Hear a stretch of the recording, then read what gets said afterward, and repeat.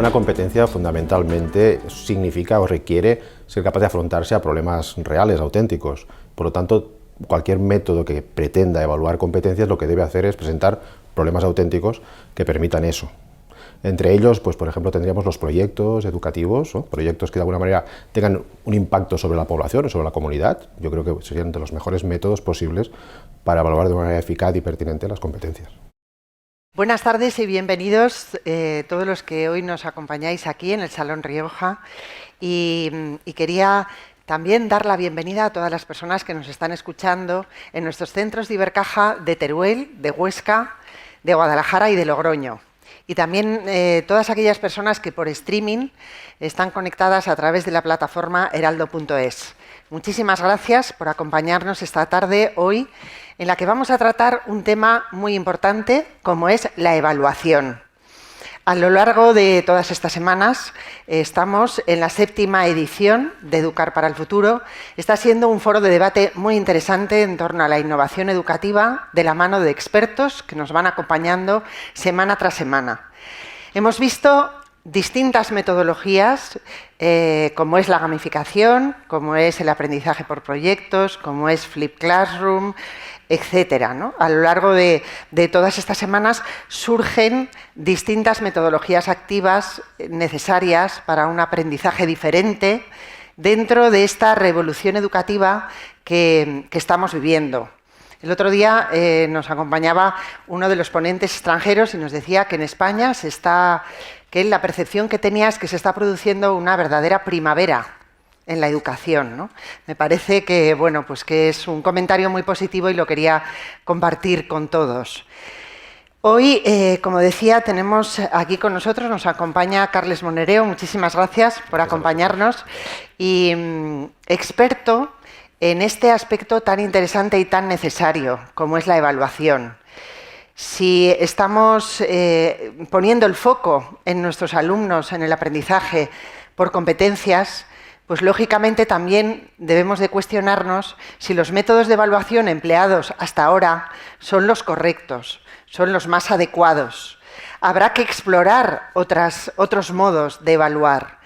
Y para eso pues, nos ha parecido muy oportuno tener hoy aquí a Carles, para que él tiene una larga experiencia de investigación y de formación en cuanto a métodos de evaluación, para que nos comente pues, cuál es su percepción, cuál es un poco las propuestas, ¿no? que nos puede hacer él hoy aquí.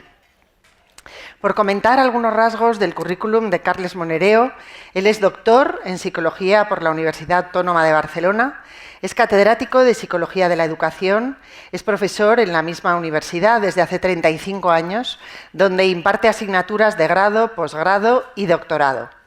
Es coordinador del doctorado interuniversitario en Psicología de la Educación, coordinador del equipo de investigación reconocido SINTE, codirector de la revista científica indexada Infancia y Aprendizaje, y sus líneas de investigación incluyen las estrategias de enseñanza y aprendizaje, la evaluación auténtica de competencias, el uso de las nuevas tecnologías en la enseñanza, la identidad profesional del docente y su formación a través de incidentes críticos.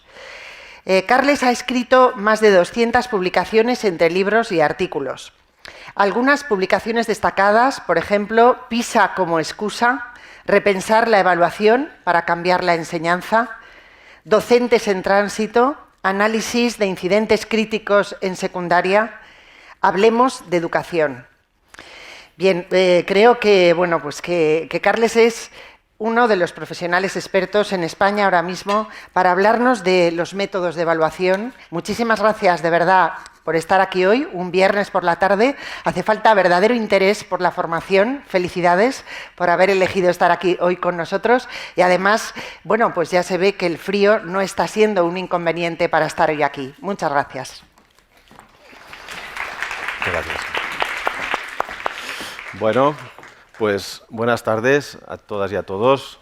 Ciertamente para mí es un placer estar hoy aquí y agradezco mucho a Ibercaja la oportunidad. de dar esta charla y a todos vosotros y vosotras, pues como decía Ana, ¿no? El esfuerzo que habéis hecho para acompañarme esta tarde, a pesar de ser viernes, a pesar de ser un día frío. Gracias, espero que os resulte de interés lo que voy a explicar. Cuando me enfrento a este tema, el tema de las competencias, me gusta mucho recordar una anécdota que marcó en buena parte mi interés por la temática. Debían ser los años 80 y me puse a estudiar inglés en una academia de inglés de Barcelona muy conocida, el British Council. Fui a mi clase de inglés una mañana, éramos pocos, debíamos ser 8 estudiantes, y entra nuestro profesor de inglés y entra con otra persona a la clase. Entonces nos dice, bueno, os parecerá extraño, os parecerá mentira, pero en realidad no puedo quedarme con vosotros porque tengo un problema familiar muy grave, tengo que ausentarme de clase. Pero he traído a este amigo mío es irlandés, acaba de llegar de Irlanda, y le gustaría mucho conocer un poco Barcelona, porque nunca ha estado ahí, conocer un poco la Sagrada Familia. Y si sois tan amables, ¿por qué no le acompañáis esta mañana y le explicáis un poco, pues eso, la Sagrada Familia, le acompañáis si no os importa? Nos quedamos un poco traspuestos. Pero bueno, nos fuimos con el señor irlandés a explicarle la Sagrada Familia. Nuestro inglés era realmente nefasto. O sea, no, en fin, recuerdo que nos dábamos codazos. Me decía, dilo tú, yo qué sé, dilo tú. Entonces, pues, de Stone Crash, no sé qué cosas decíamos. Bueno, el irlandés realmente era muy simpático y se reía mucho, no entendía nada, en realidad él, pero se reía mucho de nuestros comentarios y tal. Bueno, pasamos así la mañana, volvimos al segundo día a nuestra clase de inglés, volvió nuestro profesor titular a la clase y volvió con el señor irlandés. Y llegan y nos dice, bueno, os voy a decir la verdad, el otro día no me pasaba nada. En realidad hubiera podido quedarme en clase, pero quería que fuerais con este compañero, con este amigo irlandés, que sí que es irlandés, pero en realidad lleva muchos años viviendo en España, entiende perfectamente el español, el catalán, en fin, y además es guía turístico. Y él os va a hacer ahora una evaluación de vuestro nivel de inglés. Y entonces el tipo nos tomó a cada uno de nosotros y nos hizo una evaluación durísima. Yo no recuerdo que nunca me haya hecho una evaluación. A mí me dijo, dice usted, claro, pronuncia fatal y no se entiende prácticamente lo que dice. Dice, ahora sí, que es muy comunicativo, muy empático, y entonces, bueno. En cambio, usted, le dice a mi compañero, usted pronuncia muy bien, sin embargo, como no habla prácticamente, pues tampoco podemos saber cuál es su competencia. Y además nos dijo, y parece mentira que siendo de aquí no tengan ni idea de Gaudí, ni de la Sagrada Familia. Bueno, nuestro profesor nos dijo, bien, esta experiencia igual no ha sido para ustedes muy positiva, pero yo les aseguro que cuando terminen este curso conmigo, hablarán perfectamente inglés, pero especialmente hablarán un inglés que les permitirá explicarle a un turista Barcelona y más concretamente Gaudí. Y cumplió su promesa. Yo cuando terminé ese curso siempre he sabido hacer eso, ¿no? Siempre he tenido la destreza de explicar a otros turistas que vienen a mi ciudad, pero además especialmente la Sagrada Familia y Gaudí.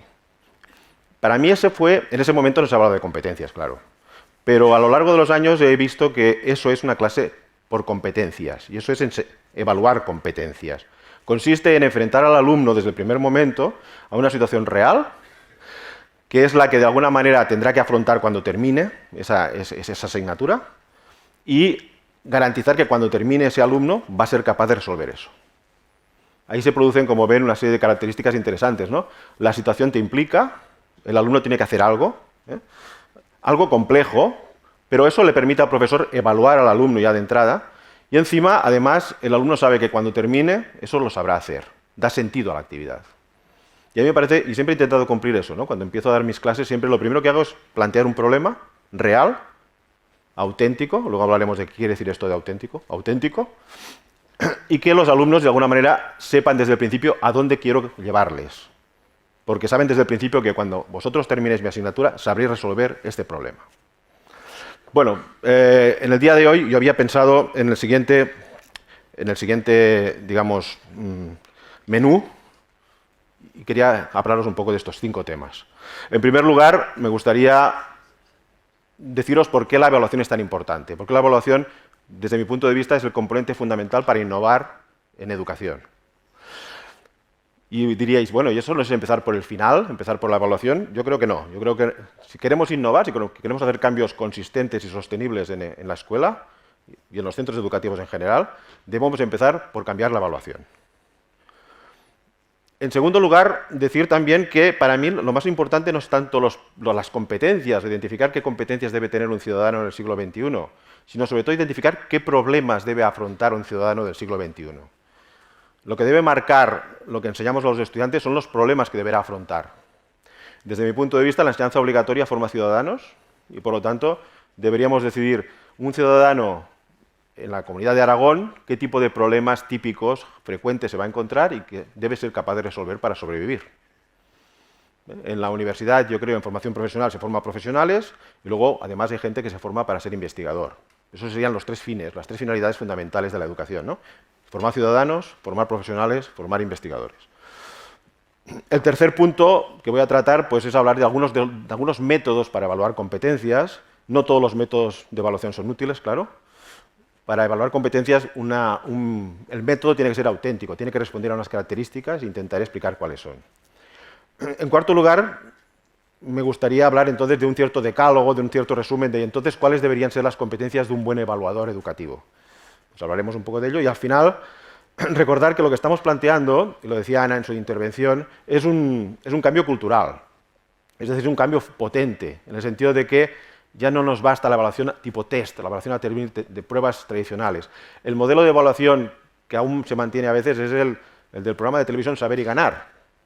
Nos gusta mucho ese programa, es un programa interesante, es el más longevo de la televisión española, pero es un modelo de evaluación y de educación pues, que creo que ya no es tan válido, ¿no? El hecho de que sepas muchas cosas, las tengas todas en tu cabeza y seas capaces de decirlas cuando te las preguntan, es un modelo que sirve poco, porque hoy en día, como sabéis, nuestra memoria está dividida en muchos aparatos, en móviles, en computadores, etc., y el saber ya no está aquí. El saber está distribuido en muchos instrumentos y lo importante es que un ciudadano sepa dónde buscar la respuesta a una pregunta de la mejor manera posible y no tenerla, la respuesta, no tenerla tú, sino saber buscarla. Por lo tanto, esto está cambiando mucho y también tiene que cambiar la evaluación, lógicamente. Bueno, empecemos. ¿Por qué empezar por la evaluación, ¿no? Porque la evaluación es lo primero. Bueno, porque la evaluación tiene efectos fuertes, ¿no? A mí me gusta mucho la idea esta de dime cómo evalúas a tus alumnos y te diré cómo aprenden. Los alumnos aprenden tal como les evaluamos. Por lo tanto, la forma de evaluar afecta muy fuertemente a la forma en que los alumnos van a aprender. Si les vas a pedir que, si me permitís la expresión, regurgiten la información, la devuelvan tal como se la diste, tal cual se la diste, pues harán eso. Pero si tú les pides a los alumnos que entiendan y que te la devuelvan con sus palabras, entendiéndola, harán esto. Pero si tú les pides a los alumnos que además creen algo o tomen alguna decisión o realicen algún trabajo, alguna obra, lo harán. Por lo tanto, por eso, luego insistiré más en eso. Yo creo que el primer día de clase lo primero que tenemos que hacer es explicarles muy bien cómo les vamos a evaluar. Enseñarles buenas pruebas y malas pruebas. Decirles los criterios que queremos, los que nos interesan. Darles muchos ejemplos, porque eso va a determinar cómo van a estudiar, cómo van a aprender. Bueno, lo primero, os decía, uno de los primeros efectos de la evaluación es que además permite, claro, saber el punto de llegada y de partida. En el ejemplo que os he puesto antes de mi profesor de inglés, desde el primer momento supo dónde estábamos, cuál era nuestro nivel de inglés, nuestras competencias, y al final también nos dijo dónde íbamos a llegar. Nos dijo, cuando terminéis seréis capaces de resolver esta tarea. Por lo tanto, la evaluación nos permite situar muy claramente el punto de salida y de llegada. En segundo lugar, la evaluación permite también, lo que decía antes, ¿no? Determina el qué y el cómo aprende el alumno. Entonces, el primer día de clase es un día muy importante. Hay una tesis doctoral en mi universidad que se llama El primer día de clase y que ha estudiado muchos primeros días de clase de muchos profesores. ¿Por qué? Porque allí se negocia la magnitud de la tragedia. Allí se negocia, el estudiante va allá y este o esta de qué va. Sería la idea, este o esta de qué va. Entonces, a esta quiere que memoricemos, que empollemos. Esta no, esta va de hacer trabajos. Esta es creativa. Esto es de hablar en clase. Entonces, el alumno ahí se sitúa respecto a cómo les vamos a evaluar. Y eso va a determinar mucho la manera en que va a aprender. Por eso es tan importante, como decía antes, desde el principio aclarar este aspecto, ¿no? Pero es que además la evaluación también determina la forma en que enseña el profesor. Los profesores y profesoras, cuando enseñamos, sabemos que vamos a evaluar a nuestros estudiantes y, por lo tanto, sabemos que según cómo les enseñemos, los estudiantes van a ser capaces o no de superar las pruebas que hemos preparado. Por consiguiente, nuestra enseñanza está muchas veces enfocada y mediatizada por cómo les vamos a evaluar o cómo se les va a evaluar. Ya no hablemos de si el estudiante tiene que hacer la selectividad. Entonces los profesores hacen un tipo de enseñanza absolutamente mediatizada por la selectividad. Fijaros qué interesante es el tema, ¿no? Si cambiáramos la selectividad y la hiciéramos más competencial, que no lo es, que en estos momentos no lo es, si lo hiciéramos, los estudiantes también serían más competentes. Cambiando la evaluación, cambiaríamos las formas en que los estudiantes aprenden. Además, ofrece indicadores. La evaluación ofrece indicadores muy interesantes para mejorar la forma en que aprendes y enseñas. Claro, el alumno se da cuenta de qué ítems y qué pruebas es capaz de resolver y cuáles no. Y aprende a aprender. Es decir, se da cuenta de que esto que lo he estudiado de esta manera y de esta forma me ha servido mucho para dar respuesta a esta prueba. En cambio, estas pruebas no las resuelvo porque no sé cómo estudiarlas. Por lo tanto, le da ideas al estudiante de cómo aprender mejor y cómo regular su aprendizaje. Pero también al profesor. Los profesores también nos damos cuenta de esa clase que di salió fatal porque no entendieron nada y en la evaluación aparece reflejado que no entendieron nada. A mí siempre me ha preocupado mucho esos profesores que se vanaglorian de suspender a muchos alumnos. Me parece tremendo, ¿no? Un profesor que dice, pues yo me he cargado al 90% de los estudiantes, ¿no? Piensas, ¿te imaginas un médico que se cargara al 90% de sus pacientes? Sería un poco grave, ¿no? No sería un buen médico, no sería un médico excepcional. Pues yo creo que un profesor que se carga al 90% tendría que pensar, algo está fallando, no, porque mi objetivo es enseñar para que aprendan y aprueben. Si no están aprobando, es que no estoy enseñando bien. Por lo tanto, debo modificar algo de mi enseñanza. La evaluación es una evaluación también del profesor, se evalúa también al profesor, porque cuando los alumnos no superan los exámenes un tanto por ciento elevado, el profesor está fallando y también el centro está fallando. Bueno, las pruebas PISA es evidente que son un ejemplo, ¿no? Las pruebas PISA muestran hasta qué punto la población, especialmente de Europa y de otros lugares del mundo, pues están en un determinado nivel, en el momento de resolver determinados problemas, porque las pruebas PISA son competenciales y dan una muestra de hasta qué punto los ciudadanos de un país son capaces de resolver problemas muy relacionados con problemas relevantes de la vida cotidiana o de la vida social o de la vida profesional. Y es un buen indicador, ¿no? Para ver, ¿estamos haciendo o no las cosas bien? Luego hablaré un poquito más de las pruebas PISA porque hemos utilizado las pruebas PISA para cambiar las pruebas de los profesores. Les hemos propuesto a los profesores que hagan de sus pruebas de evaluación pruebas tipo PISA. Luego lo comento. Finalmente, claro, la evaluación puede promover la interdisciplinariedad. ¿Por qué no hacer una prueba real, más real, en la que al estudiante le puedas evaluar de matemáticas, de lengua, de ciencias a la vez, al mismo tiempo, con la misma prueba? Porque una prueba auténtica, una prueba real, una prueba que tiene que ver con lo que hará un profesional luego, tiene esos elementos, contiene esos elementos. Y muchas veces con una misma prueba podremos evaluar muchas cosas. Y sería, desde mi punto de vista, sería lo apropiado, sería lo más apropiado. Finalmente, claro, este tipo de evaluación que vamos a proponer es motivante. ¿Y es motivante por qué? Pues mi profesor de inglés, porque él me dijo desde el principio, cuando termines sabrás hacer esto. Las personas nos interesamos por aquello que es útil, que nos resulta útil y funcional lo que hacemos. El estudiante tiene que saber desde el principio que aquello que va a aprender será útil para algo. No podemos decirle, bueno, nos pregunta, ¿por qué la Revolución Francesa? No le puedes contestar, porque está en el temario. ¿Qué le contestarás? Porque igual vas a saber y ganar, y a lo mejor podrás contestar preguntas. Esto no serviría. Le tendrás que decir, bueno, porque la Revolución Francesa quizás tiene mucha relación con lo que pasó hace poco en Francia, donde determinados guetos alrededor de París se rebelaron, hubo manifestaciones, hubo determinado tipo de actos, y hasta qué punto eso tiene que ver con lo que pasó en la Revolución Francesa o no, tiene que ver con los principios de la fraternidad, la igualdad de la Revolución Francesa o no, hasta qué punto son claves que nos permiten entender nuestro mundo, incluso adelantar o anticipar cosas que han pasado antes y que ahora quizás nos sirven para interpretar los nuevos acontecimientos y sucesos. Pero si tú eres profesor y no sabes para qué sirve explicar la Revolución Francesa, pues a lo mejor no deberías hacerlo. A lo mejor no deberías explicarlo. Bueno, ¿y qué es competencia? Deberíamos partir de un cierto concepto, ¿no?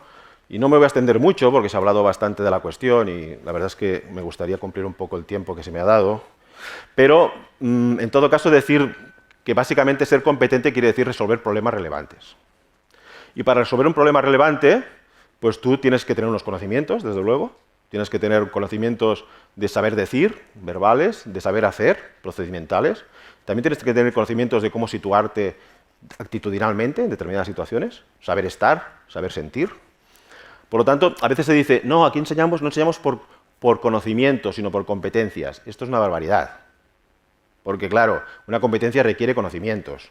Si no tienes conocimientos, ¿cómo vas a ser competente? Entonces, no sería correcto. Podríamos decir que necesitas, primero de todo, tener unos conocimientos básicos, fundamentales, para ser competente. La segunda cosa que necesitas, en el caso del inglés, pues tienes que tener un vocabulario de inglés. Si no tienes vocabulario de inglés, difícilmente vas a hablar inglés.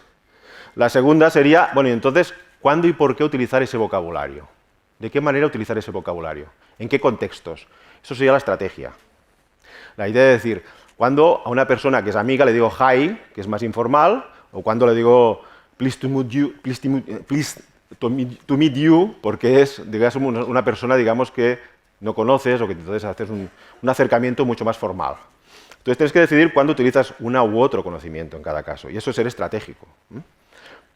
¿Y qué sería ser competente? Ser competente sería cuando en una situación de comunicación social tú puedes utilizar distintos registros, distintas formas de expresarte, dependiendo de si hablas con alguien muy cercano o no, sabiendo que en una situación más formal determinados temas no se pueden tratar, en cambio en otros lugares puedes decir determinadas cosas que quizás serían políticamente incorrectas decirla en otros lugares, etcétera, etcétera, ¿no?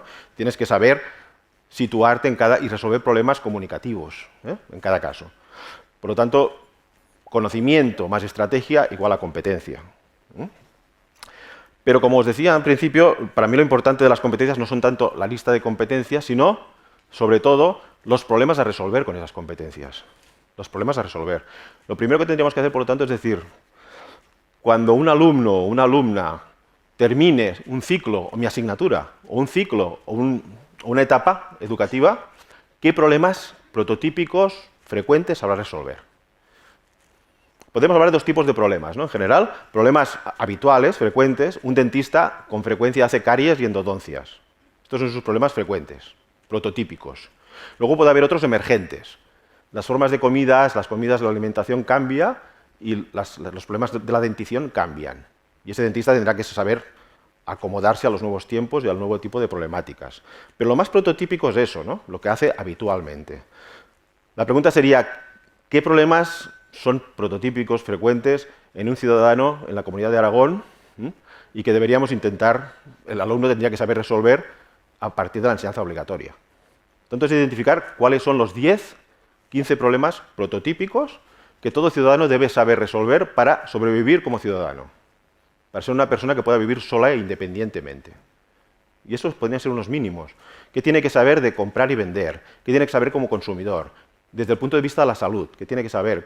Tiene que saber interpretar un prospecto de medicamento.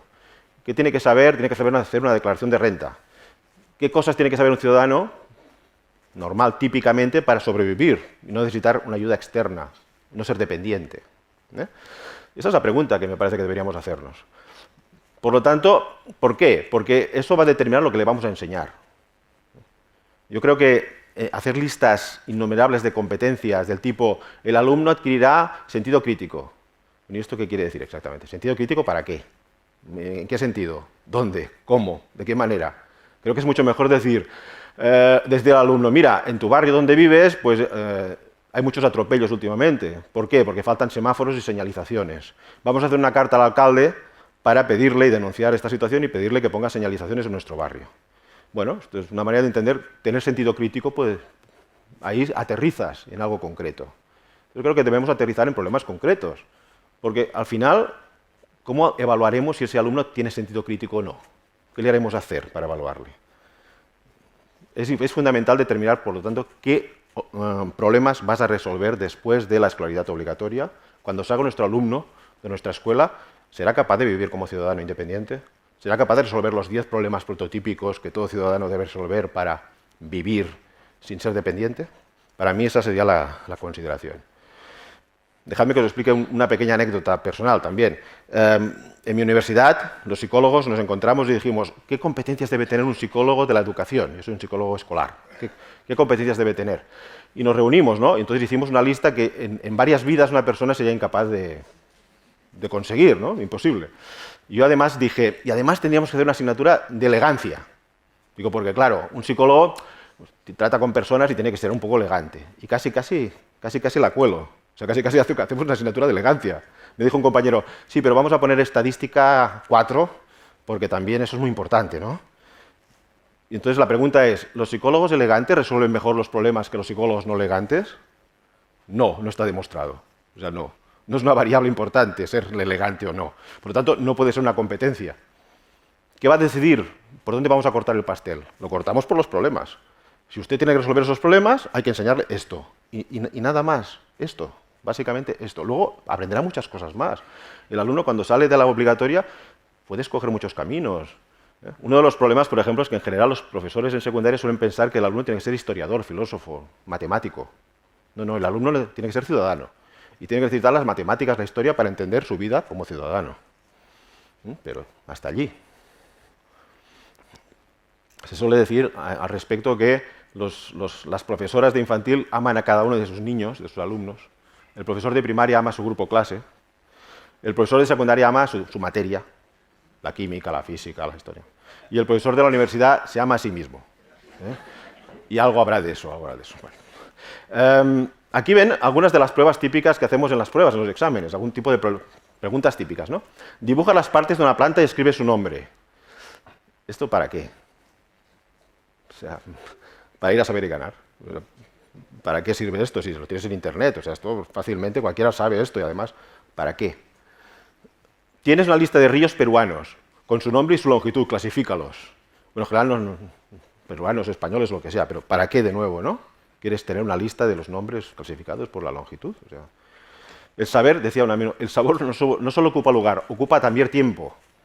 Ocupa espacio y tiempo en tu mente el saber. Y por lo tanto tienes que escoger muy bien qué metes en tu cabeza y qué no. Porque llenarla de cosas absurdas que puedes buscar, ¿qué sentido tiene? Describe las funciones de la inspiración y la expiración. Esta es más interesante, ¿no? Pero lo que pasa es que formulada así, bueno, yo diría, una persona pues tiene un problema, está nadando, se ahoga, la sacas y entonces estas funciones de la inspiración y la expiración te pueden servir para salvarle la vida quizás o para hacerle un tipo de ayuda, de primeros auxilios, ¿no? Y entonces tiene sentido. Yo plantearía la situación como un problema en la que la inspiración y la expiración el alumno entienda que tiene sentido, que sirve para algo saber eso. ¿Por qué motivos hay que comer fruta y verdura? Bueno, esta es más interesante. Claro, tiene que ver con la oxidación del cuerpo, tiene que ver con la salud, tiene que ver... También se podría plantear de otra manera mucho más clara, pero aún así yo creo que está más cerca de lo que sería auténtico. Y la última es más auténtica, ¿no? El padre de Juan es fumador y está enfadado porque ahora está prohibido fumar en lugares públicos. ¿Cómo le explicarías al padre de Juan que es importante no fumar y en especial no hacerlo en lugares públicos? ¿Cómo argumentarías eso? Bueno, aquí además tenemos muchos elementos, ¿no? Aquí hay ciencias naturales, ciencias sociales. Es muy interdisciplinar la respuesta a esa pregunta. Y es una pregunta posible, y es una argumentación posible. ¿Cómo sería una actividad auténtica, por lo tanto? ¿Qué características debe tener una actividad para evaluar competencias? La literatura dice que tiene que tener 4 características, 4 elementos. Primero, tiene que ser realista. Es decir, tiene que ser una prueba, una actividad que se parezca mucho a algo que pasa en la vida real de los ciudadanos, en la enseñanza obligatoria. En la enseñanza profesional sería algo que le pasa al profesional y en la enseñanza para ser investigador algo que pasa en las investigaciones. En todo caso, las condiciones deben ser las mismas y la exigencia debe ser la misma, ni más ni menos. La exigencia de la prueba debe ser esa, ni más ni menos. Hay profesores que dan una exigencia a los alumnos innecesaria, como si fueran premios Nobel de algo.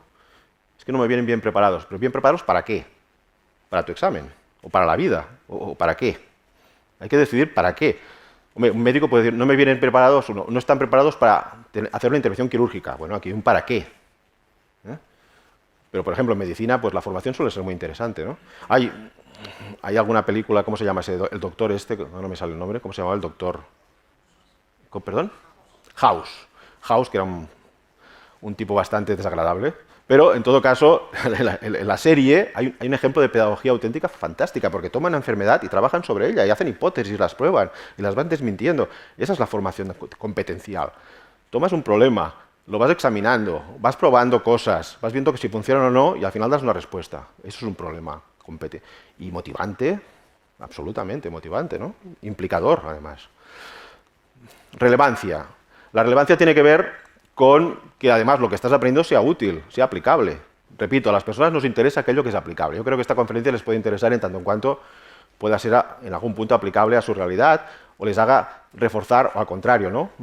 Contradecir algo de lo que pueda decir. Si no tiene cierta utilidad para ustedes, yo creo que en 2 días lo van a olvidar, absolutamente, ¿no? Construcción. Aprender una competencia es un proceso y por lo tanto no se aprende de la noche a la mañana, claro. Requiere un tiempo y un proceso.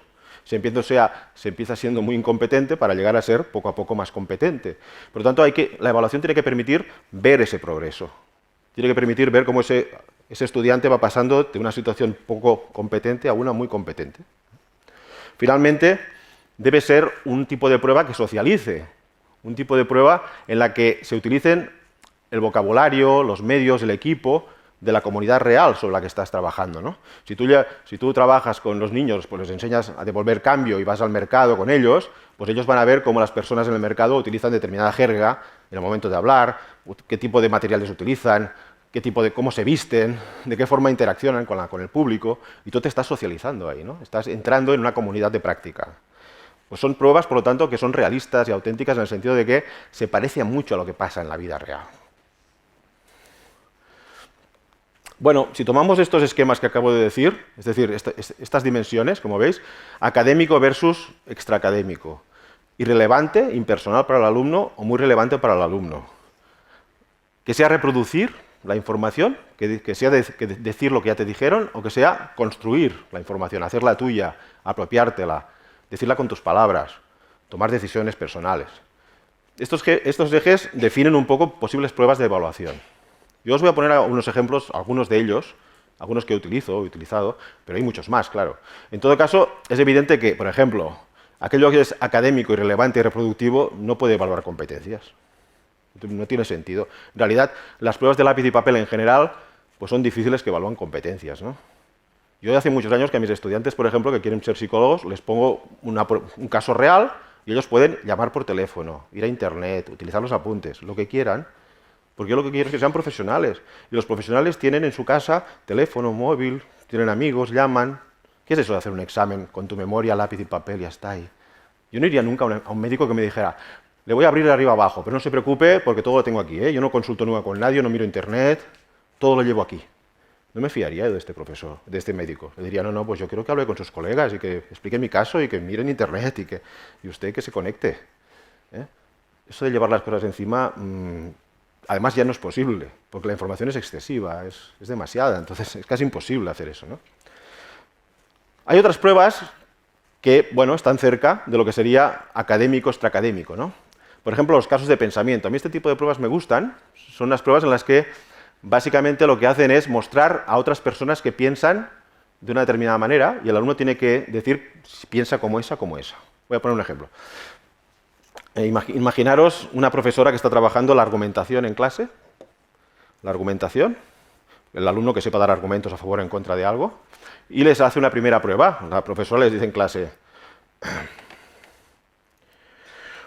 dice, imaginaros que viene una empresa de informática aquí en Zaragoza y que van a hacer un congreso de informática durante 5 días y quieren que algunos de vosotros les ayudéis en el congreso para atender a los turistas, bueno, perdón, a los visitantes extranjeros que vengan al congreso a comprar estos artilugios, digamos, informáticos, y tenéis que escribir un texto diciendo por qué seríais buenos candidatos, candidatas, para asistir a los visitantes de ese congreso. Eso les propone la profesora. Entonces los alumnos tienen que hacer un texto escribiendo pues por qué ellos tienen las condiciones, las características que permitirían ser, digamos, ayudar en ese congreso como asistentes al congreso, ¿no? Los alumnos lo hacen, primero escriben el texto, la profesora recoge el texto y les dice, mirad, os voy a enseñar un caso ahora de una profesora parecida a mí que hizo lo mismo, que yo he hecho con vosotros. Y os voy a mostrar algunos alumnos parecidos a vosotros y veréis lo que pensaron esos alumnos. Y me diréis si vosotros habéis pensado como ellos o no, o de forma distinta. Entonces la profesora pone unas diapositivas como estas, en las que se ven unos alumnos que piensan sobre el mismo tema que ellos lo han hecho de forma parecida, ¿no? Fijaros, hay un alumno que piensa esto, un congreso de informática, ¿y qué sé yo de informática? Bueno, escribiré lo que sé hacer. ¿Alguien ha hecho esto? ¿Alguien ha pensado esto? ¿Lo hace bien esta alumna? ¿Está correcta la pregunta que se hace? Y esto es antes de empezar a escribir el texto. Un segundo alumno no piensa, empieza a escribir sin pensar. Hola, me llamo Ana y me gustaría mucho ayudarles en su congreso. Y piensa, esto me está quedando muy informal, esta carta. ¿Está bien lo que piensa? ¿Está bien que no haya pensado nada, que empiece a escribir sin pensar? ¿Tendría que haber pensado algo antes? La tercera sí que piensa antes de empezar a escribir.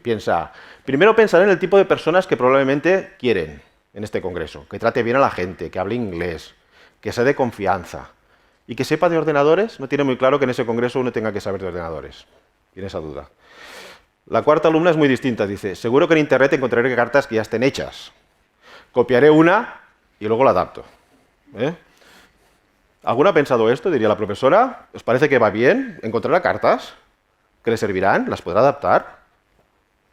Bueno, sigue avanzando. La primera, que se preguntaba si pensaba que tenía que saber informática, pues empieza a escribir. Estimados señores, creo que puedo ser una buena candidata porque me manejo bien con Windows, conozco el Word y el Excel y puedo crear un blog sencillito. La segunda avanza en su carta y ya la está haciendo mucho más formal. Señores directores de la empresa tal, mi nombre es Ana y estudio cuarto de enseñanza secundaria. He sabido que están organizando un congreso y pienso que estoy capacitada para ayudarles. Digo, así, así, mucho mejor. Está muy contenta con su carta fantástica. De nuevo la profesora iría preguntando, ¿está bien lo que hace ella? ¿Os parece que la carta está bien que la carta esté así? ¿La escogerán? ¿Por qué hace eso? ¿O no? La tercera aún no ha empezado a escribir. Trato. Trabajé en una tienda en verano y la jefa me felicitó. Inglés, excelente, mi madre es inglesa. Confianza, soy la delegada de la clase. Ordenadores, solo usuaria. Lo que tengo más flojos son mis conocimientos de informática, piensa. Esta aún no ha empezado a escribir. De nuevo, ¿lo hace bien? La última he encontrado una cosa en internet. Este texto me puede servir, dice. Entonces el texto dice, a quien corresponda Ref 342, anexo CV, graduado en ET por el TEC de Monterrey, Proficiency British Council, analista de sistemas de nivel 3. Dice, no entiendo nada. Claro. Entonces tiene un problema ahora, ¿no? ¿Cómo va a adaptar esa carta a lo que la tiene que hacer? Esta cosa complicada. Bueno, van terminando. La primera ya ha terminado su carta. ¿Qué más? ¿Qué más? Ah, sí, además me gustan mucho los ordenadores, puedo aprender cualquier novedad. Muchas gracias. La segunda está con su carta formal. Bueno, voy a buscar cuál es el nombre de la empresa. También tendría que pensar en un final. A la espera de sus noticias, atentamente, Ana.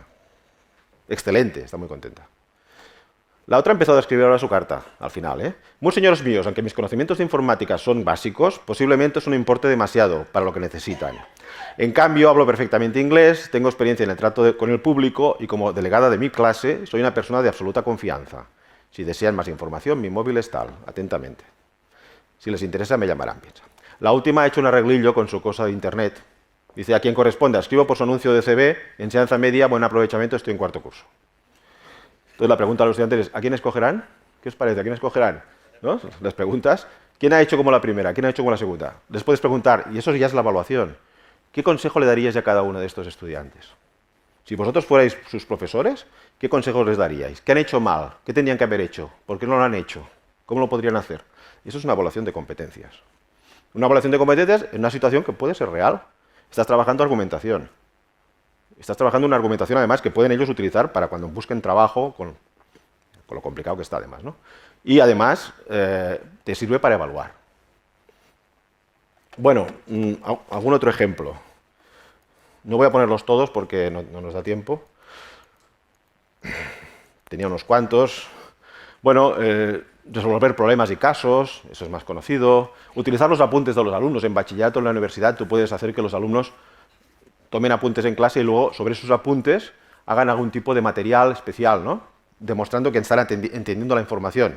Entonces puedes dejar que los estudiantes, incluso por equipos, con sus apuntes, pues hagan, no sé, un magazine o hagan un blog, o con sus apuntes pues hagan una especie de juego, tipo trivial. Bueno, y tú, como profesor, vas evaluando los apuntes de los estudiantes y cómo esos apuntes van progresando. ¿Eh? Bueno, podría ser una manera de trabajar, pero ¿veis? Esto sería algo que está más en el lado académico, no tanto en el lado extraacadémico. Hay dos temas que sí que quería tratar con una cierta profundidad, por un poquito más de detalle, porque son los que me parecen más interesantes, ¿no? Uno son los proyectos servicio, o aprendizaje servicio, que serían aquel tipo de pruebas que sirven para la comunidad, que sirven para algo. Imaginaros que viene una persona del barrio o de la comunidad y les dice a los estudiantes, ciencias sociales o ciencias naturales, podría ser otra materia, porque ahí veréis que hay muchos contenidos implicados. Les dice, mirad, en el barrio tenemos muchas personas dependientes, la población está creciendo mucho en edad, hay muchas personas mayores, algunas personas se han quedado solas, pero no sabemos cuántas hay, ni quiénes hay, porque muchas no salen de su casa, muchas están pues muy aisladas, y entonces, hombre, nos podríais ayudar a eso, nos dicen los estudiantes. Entonces los estudiantes se organizan con el profesor, la profesora, y entonces por grupos, hacen grupos en las que pues, hay una persona que coordina un poco el trabajo. Algunos estudiantes lo que hacen es indagar en su barrio y especialmente en sus bloques, los bloques más cercanos de su vecindario, qué personas hay que necesitan, que están solas o son dependientes. Otros pues lo que hacen es ver qué recursos ofrece el ayuntamiento, qué recursos hay de ONGs, etcétera, etcétera, para apoyar a esas personas. Otro lo que hace es buscar información para ayudar a esas personas. Entonces, hacen todo un trabajo de investigación en la que localizan a las personas, ven qué recursos hay, qué se debería hacer y qué no, y hacen una lista de personas que se pueden ayudar, a las que se podría ayudar. Todo ese trabajo supone, pues, buscar características de la persona que está en casa aislada a través de otras que la conocen y que quizás no abren la puerta, pero se sabe que tiene una problemática. Características del entorno donde están estas personas. Redes y recursos que reciben estas personas. Formas de intervenir. Todo eso lo hacen los estudiantes. Mientras hacen eso, están aprendiendo muchas cosas. Muchas cosas que el profesor, lógicamente, tiene que dar apoyo a que las aprendan cada vez mejor.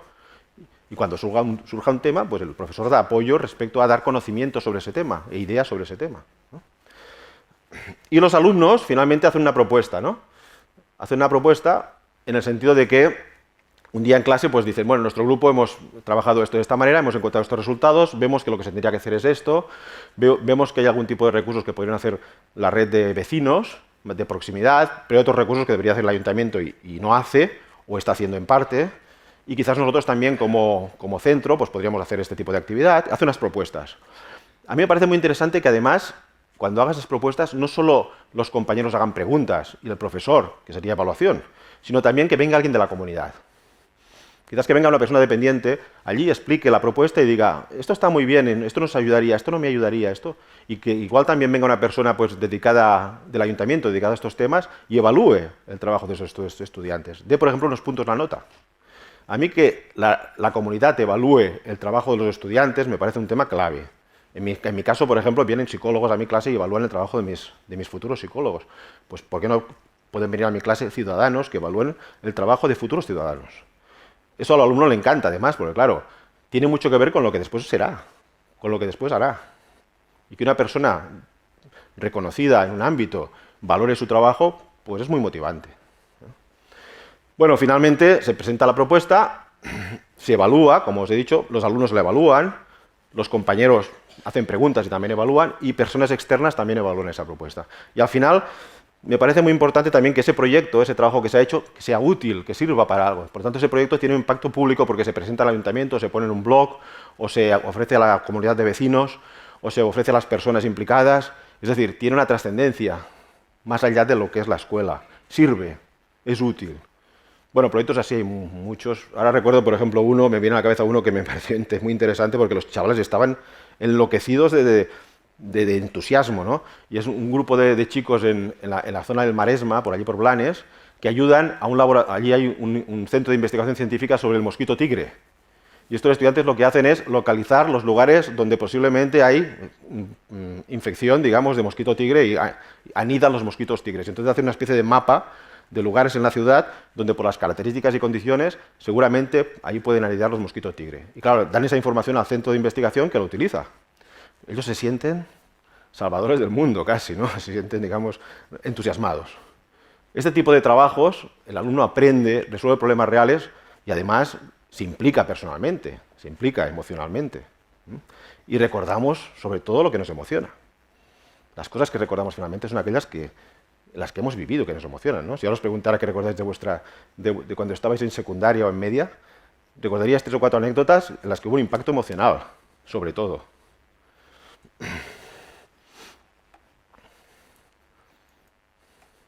Finalmente, hemos estado utilizando un sistema, a partir de una demanda de un centro de un instituto de secundaria, nos pidieron, por favor, ellos pasaron las pruebas PISA en ese centro, y la verdad es que los alumnos sacaron muy malas calificaciones. Entonces vinieron a nosotros, a nuestro equipo, y nos dijeron, Carles, nos tendrías que ayudar un poco porque no sabemos cómo hacer para que los estudiantes mejoren las puntuaciones en las pruebas PISA. Yo les dije, hombre, pues ya, si os parece vamos a observar vuestras clases y vemos cómo hacéis las cosas. Y no, le dijeron, no, en nuestra clase no queremos que entréis, ¿eh? En nuestra clase damos las clases como a nosotros nos parece y solo queremos que los estudiantes mejoren las pruebas PISA. Fue interesante, ¿no? Porque eran los profesores realmente muy poco dados a que, como veis, haga una colaboración muy abierta. Bueno, lo primero que les propusimos es, pues, ¿por qué no veamos qué tienen las pruebas PISA? Vamos a ver, detrás de una prueba PISA, ¿qué características hay? ¿Qué aspectos hacen que esas pruebas sean competenciales? Y lo hicimos una especie de, ¿cómo diríamos?, de dimensiones que debe tener una prueba para ser competencial. 10 dimensiones. Entonces les propusimos, ¿por qué no convertís vuestras pruebas en pruebas tipo PISA? Tomáis la prueba que ya estáis haciendo ahora, y la reconvertís en una prueba competencial a través de estas dimensiones, de estas 10 dimensiones, ¿no? Una especie de checklist. Bueno, y un poco esa fue la propuesta, ¿no? ¿Ves? Toma tus pruebas y selecciona alguna de estas pruebas, la que menos te guste, la que más les cueste a los estudiantes y tal, y conviértalas en una prueba tipo PISA. Esto lo hicimos con una guía, un checklist que le llamamos GAPISA. Sería guía para la adecuación de pruebas tipo PISA. La GAPISA le llamamos. Esto si lo buscáis en internet encontraréis muchos ejemplos de esto. Entonces, los profesores pues aplican esta GAPISA, esta prueba a sus pruebas, a sus exámenes, las comparten en el equipo, empiezan a hacer pruebas interdisciplinares y las aplican. Las aplican a sus estudiantes. Muchas veces lo que pasó cuando hicimos esto con los profesores, hubo profesores que hicieron unas pruebas fantásticas, magníficas. Pero ¿qué pasó? Que claro, la nueva prueba no habían cambiado la manera de enseñar en clase. Habían cambiado solo la prueba. Muchos estudiantes que antes aprobaban, ahora suspendían con la nueva prueba, que era una prueba para pensar, no de repetir. Los estudiantes que antes repetían y que les iba bien ser memoriones, ahora no les iba bien esta prueba. En cambio, otros que antes suspendían, ahora con estas pruebas les salía muy bien, porque eran pruebas de pensar. Los estudiantes, los profesores ya decían, no, claro, es que este es un alumno muy empollón y muchas veces no entiende muy bien, pero como lo memoriza todo, en cambio decían, este antes, bueno, suspendía bastante y tal, pero es un tipo, una chica muy inteligente, entonces realmente estas pruebas le favorecen. Los profesores nos dijeron, bueno, muy bien, ¿y ahora qué hacemos? Porque tenemos las pruebas estas magníficas, tipo PISA, ¿y qué hacemos ahora con las clases? Entonces les dijimos, pues hacer actividades en clase tipo PISA. Porque una prueba para evaluar competencias te sirve tanto para evaluar como para enseñar. Depende de la intencionalidad que tengas y los recursos que des al alumno, pero te puede servir tanto para enseñar algo como para evaluar eso que enseñas. De hecho, en general, te puede servir para las dos cosas. Mientras enseñas, puedes ir evaluando a los estudiantes durante el proceso. Por lo tanto, les dijimos, bueno, pues vamos a cambiar las actividades de clase, y las cambiaron.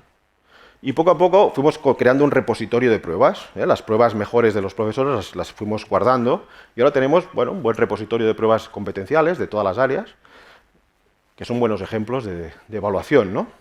Realmente hay profesores pues, que hicieron cambios muy espectaculares. Os he traído, bueno, estas son las 10 dimensiones que utilizamos, no las puedo explicar ahora, pero os he dicho, en internet lo encontraréis. Son 10 aspectos que debe tener una prueba. Para que una prueba sea competencial debe cumplir estos 10 aspectos. Partir de una situación problema, plantear actividades auténticas, hacer preguntas a diferente complejidad cognitiva, diferente tipo de demanda, que el formato de los enunciados sea heterogéneo, que la respuesta no siempre sea escrita, que haya distintos tipos de respuesta, que las condiciones de resolución sean reales, que se evalúe también el proceso además del resultado, que las puntuaciones y los criterios sean compartidos con los alumnos, que los alumnos sepan cuánto vale cada cosa y por qué vale cada cosa, las rúbricas, por ejemplo, sean compartidas, que se comuniquen los resultados al final de una forma clara, que se atienda a la diversidad de los alumnos. Entonces, bueno, intentábamos que se cumplieran estos aspectos y los profesores iban modificando sus pruebas. Claro, nuestra experiencia es, los profesores cuando parten de su propia práctica, cuando parten de lo que ya hacen, les es mucho más fácil cambiar las cosas. Por lo tanto, toma tu prueba, la que tú ya haces, y conviértela en competencial. No vamos a darte una prueba maravillosa, pero externa, que no vas a utilizar, sino tu propia prueba. Reflexiona sobre ella y haz cambios sobre esa prueba. Por supuesto, hubo gente que lo hizo con más complejidad, otra con menos. Bueno, cada uno a partir de sus conocimientos previos y como podía, ¿no? Bueno, este es un ejemplo que a mí me gusta especialmente porque el cambio es muy radical, ¿no? Una prueba de matemáticas típica, la utilizaba en cuarto de primaria, este profesor, era un profesor, y ya veis, la prueba típica, ¿no? No sé, rodea el peso que corresponde a cada objeto. Plátano, 200 kilos o 200 gramos. ¿Esto para qué servirá? Aparte, bueno, eso parece una evidencia, ¿no? 200 kilos, pero ¿qué sentido tiene esa prueba, no? Realmente, ¿cuánto pesa cada paquete? Entonces el profesor lo que hizo fue reconvertir su prueba a una especie de proyecto. Hizo esto, que os voy a enseñar ahora. Dice, los alumnos de cuarto de la ESO estamos preocupados por el tema de las basuras de la escuela. En clase hemos estado estudiando la cantidad de residuos que producimos diariamente. Hemos recogido de los contenedores que están alrededor de la escuela las porquerías que hay, y entonces hemos visto, como se ve en la gráfica, no sé si se ve, hemos visto, por ejemplo, pues que basura de residuos orgánicos es lo que hay, la más cantidad, digamos, de porquería que se produce, papel, carbón, algo menos, etcétera, ¿no? Vidrio, envases de plástico. Recogen y hacen una gráfica de la basura que se produce en la escuela, alrededor de la escuela. Entonces dicen, campaña para mejorar el reciclaje. Entonces hacen un producto de reciclaje en la escuela y hacen una campaña para ello. Ponen 4 recipientes selectivos dentro del centro, agradecen mucho a las personas que les ayuden a eso y que hagan una selección de la basura, y van viendo que existen 3 kilos menos de basura diarios cada vez haciendo este reciclaje. Hacen una tabla en la que van comprobando que efectivamente la campaña funciona porque, como veis, de lunes a viernes cada vez se produce menos cantidad de basura y de forma más selectiva. Entonces el profesor hace unas preguntas, que son las preguntas de evaluación. Calcula el número de cajas que necesitaríamos para llevar todos los envases del viernes al contenedor de reciclaje si estos envases, en cada caja, podemos meter medio kilo de peso o en cada caja podemos poner un cuarto kilo de peso. ¿Veis que las preguntas recuerdan mucho a algunas de las que se hacían en la anterior prueba? Pero ahora tienen mucho sentido, porque tenemos que transportar eso a otro lugar y ahora sí que se entiende que es importante si la caja es más grande o más pequeña. Bueno, esta sería una transformación de una prueba convencional, no competencial, a una prueba más competencial y auténtica. Bueno, y para ir terminando ya, bueno, ¿qué competencias debería tener un evaluador? Un cierto decálogo de eso, ¿no? La primera sería, como veis, utiliza la evaluación para distintos objetivos, no solo para acreditar el nivel de rendimiento. La evaluación puede servir para muchas cosas, ¿no? Se puede utilizar incluso como forma de enseñanza. Pasas una prueba y a partir de los resultados explicas allí donde los alumnos están fallando, ¿no? Pero también lo utilizas para que los alumnos se den cuenta de lo que han aprendido bien y mal y por qué. Y haces una reflexión sobre cómo estudiaste esto, que siempre te sale mal. ¿Cómo lo estudias? ¿Cómo lo deberías estudiar para que te saliera bien?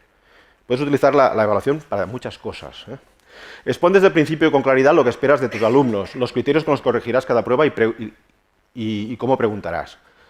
Yo soy partidario de que con los alumnos además se negocien los criterios casi, ¿eh? La rúbrica que vas a utilizar. Los estudiantes a veces son muy...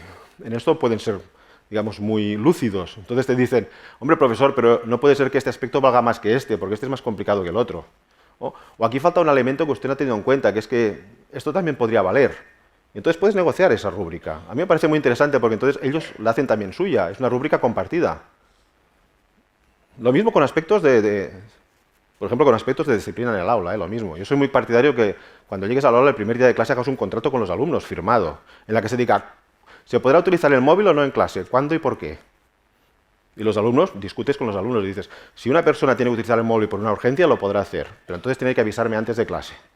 Si puede utilizar el móvil, si yo se lo digo, pero no se puede utilizar en ningún caso si yo no doy permiso. Se negocia, ¿estáis de acuerdo? Lo firmamos todos.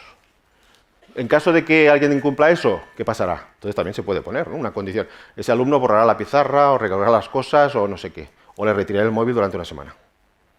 Si lo hago yo también, ¿eh? El profesor dice, si lo hago yo también. Bueno, se negocian las cosas, se aceptan, se comprometen, y también en el caso de la evaluación. Porque yo lo que quiero es que mis alumnos aprueben todos. Si yo quiero que aprueben todos, ¿por qué? Porque que aprueben sabiendo, claro. Y les voy a facilitar las cosas al máximo, porque mi éxito es su éxito. Yo siempre les digo eso a mis alumnos, mi éxito es vuestro éxito. Entonces, claro, yo os voy a exigir para aprobar, no os voy a regalar el aprobado, pero voy a intentar al máximo que aprueben, especialmente aquellos que no aprenden solos. A veces olvidamos que hay alumnos que aprenden bastante solos. Los profesores tenemos sentido porque hay alumnos que no aprenden solos. Si no, no tendríamos sentido. Hay muchos estudiantes que, ya os digo, dejándolos unos textos, leyendo y un poquito de internet y tal, aprenderían las cosas. Nuestra función es precisamente aquellos que tú el primer día de clase ya los ves y dices, uy, estos es que ya estarían suspendidos. Si fuera dirías, estos suspenderán. Bueno, pues si salvas a algunos de ellos, si salvas a alguno de estos que suspenderán, te has ganado el sueldo. Porque este es tu trabajo. Ese es tu trabajo, ¿no? Que estos que les cuesta aprender, aprendan. Tercer aspecto, ¿no? Evalúa siempre que puedas a partir de problemas prototípicos, ya lo hemos dicho, emergentes, de la ciudadanía y que requieran una ejecución real. Esto no puedes hacerlo del día a la noche si no trabajas en esta perspectiva, pero cada año puedes tomar una de tus unidades didácticas, una de tus temáticas y hacer un tipo de problema de estas características. Si además te entiendes bien con tu equipo de compañeros, en el departamento, en la unidad o en el ciclo, pues podéis hacer uno cada uno.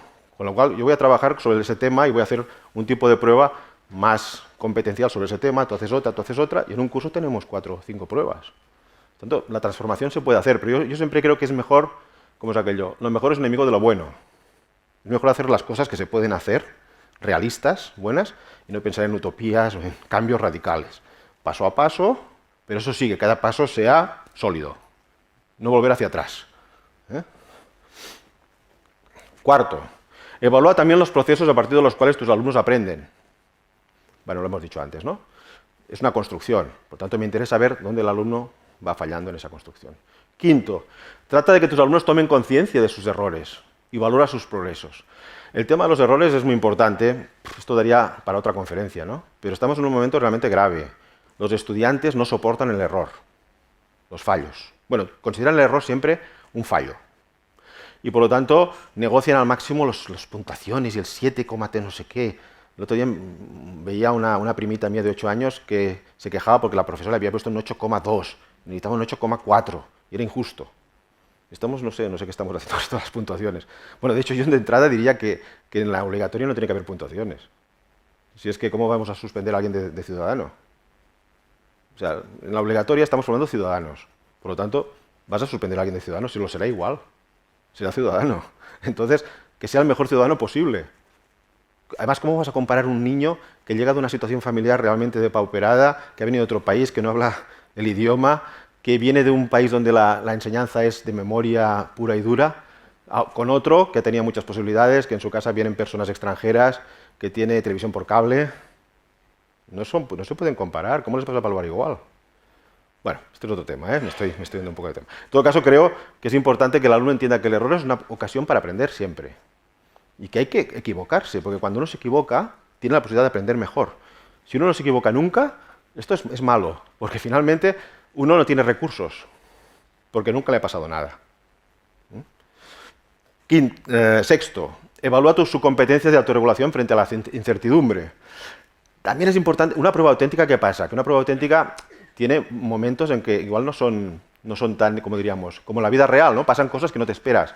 Tú estás programando hacer un viaje al extranjero y haces un plan. Entonces dices, pues voy a buscar low cost, unos billetes de low cost, aquí en estas tal, saldré tal día, volveré tal día, pero claro, te encuentras en que hay nieve o hace mal tiempo. Entonces tienes que cambiar tus planes. Es importante que los alumnos sepan cambiar los planes, sepan adecuarse a los cambios, a la incertidumbre. Yo creo que muchas veces en la educación además damos las cosas demasiado dictadas, demasiado claras. ¿Por qué? La idea es, te voy a dar unos apuntes muy claritos para que te sirvan para aprobar un examen muy clarito y te ponen una nota. Y ya está. ¿Y eso para qué sirve?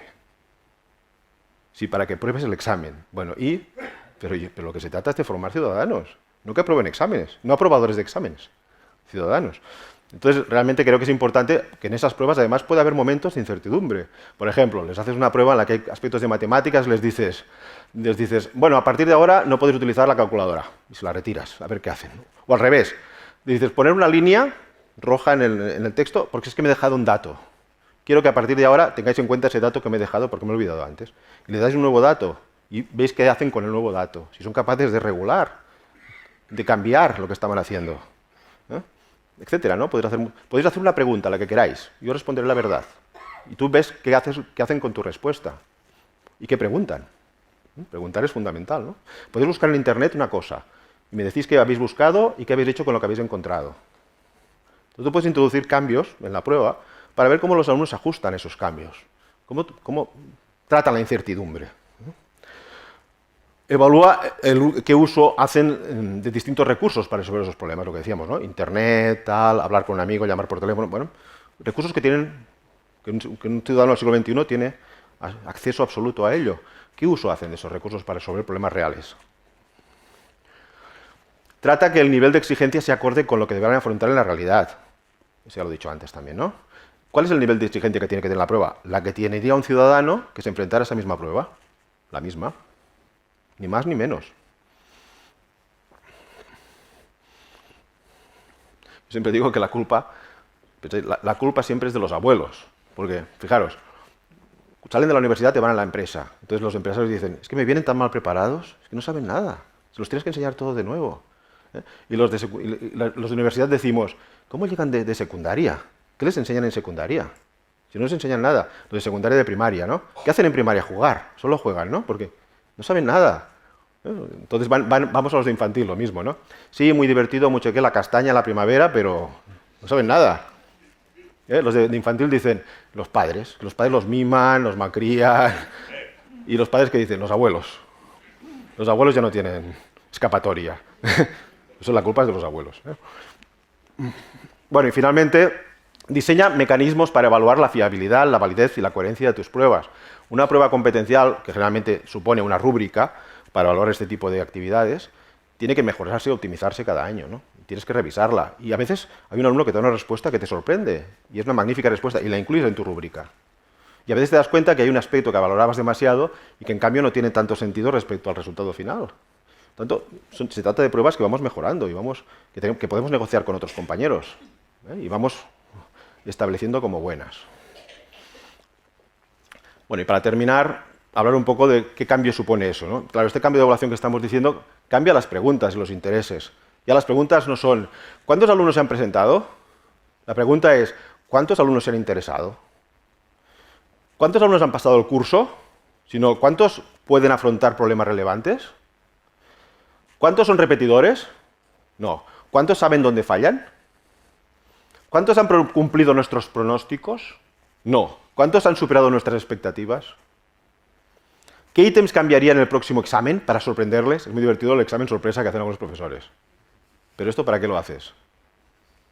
Para que sufran. Dice, algunos profesores piensan que evaluación continua es poner exámenes continuamente, ¿no?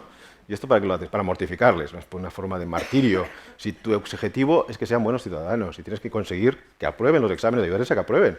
Con exigencia, no regalando, con exigencia. La última pregunta sería, ¿qué condiciones de la prueba cambiaré para que evalúen mejor las competencias de mis estudiantes?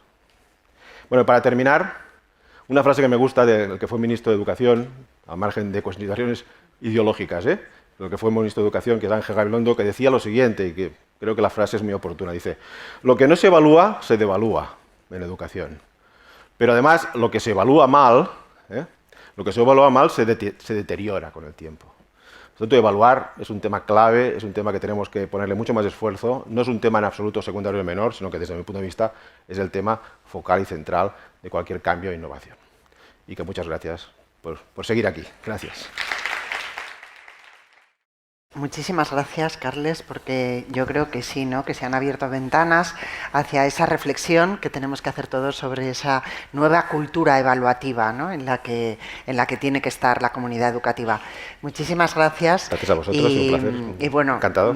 Les invito, la semana que viene tenemos una conferencia titulada Hoy puede ser un gran día. Nos parece que el tema del liderazgo y la motivación es algo muy importante también en la escuela y para toda la comunidad educativa, para padres, para docentes.